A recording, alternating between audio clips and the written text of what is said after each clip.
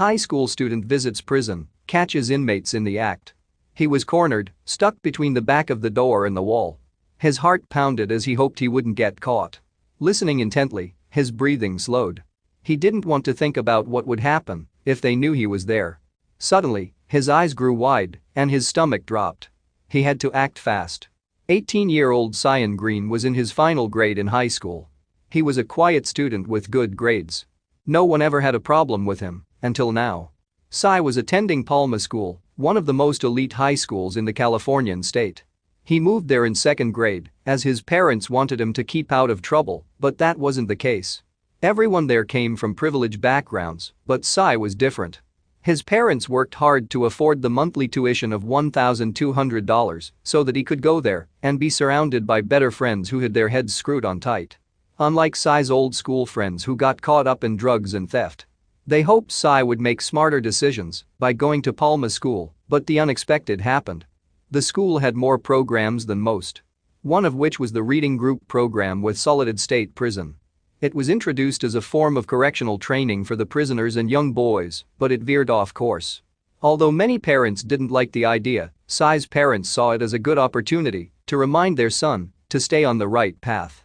When Cy first met the prisoners, it was a nerve-wracking and unsettling meeting, to say the least. The men were intimidating and hardened by their mistakes and life behind bars. They greeted all the schoolboys with an intense stare and domineering presence. Cy wondered why they enrolled in the program. Was it just to scare them?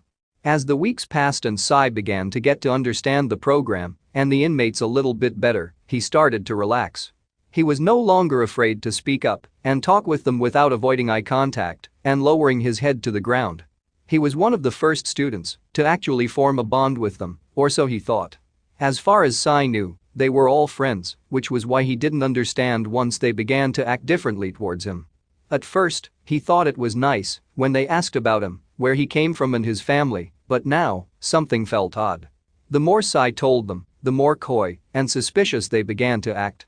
Cy reminded himself that these men were criminals after all. He didn't dare to ask them what they were charged for. He was afraid of their answers. It was a dark moment when Cy realized that he really didn't know these men, and they knew so much about him.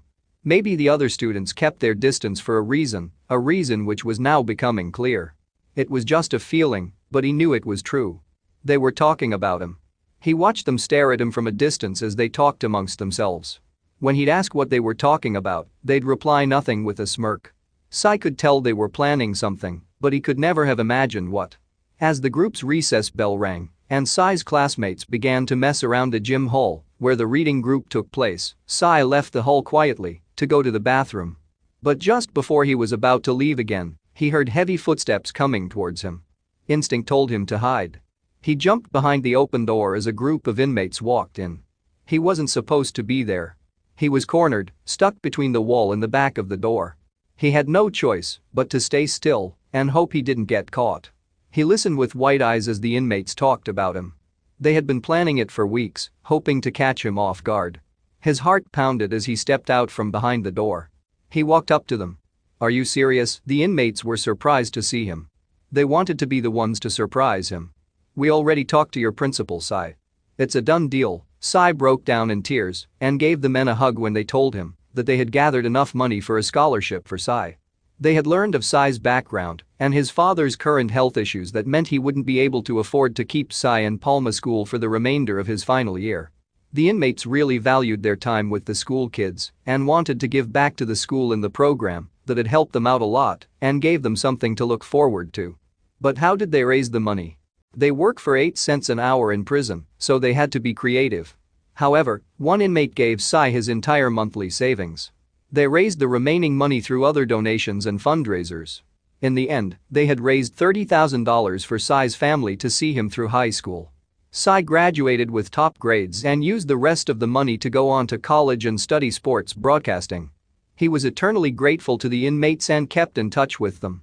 Thanks to the inmates' hard work, Cy was able to stay on the right path in life and make his parents proud. What a wonderful example of kindness. Thanks for watching. Click on like and subscribe for more videos.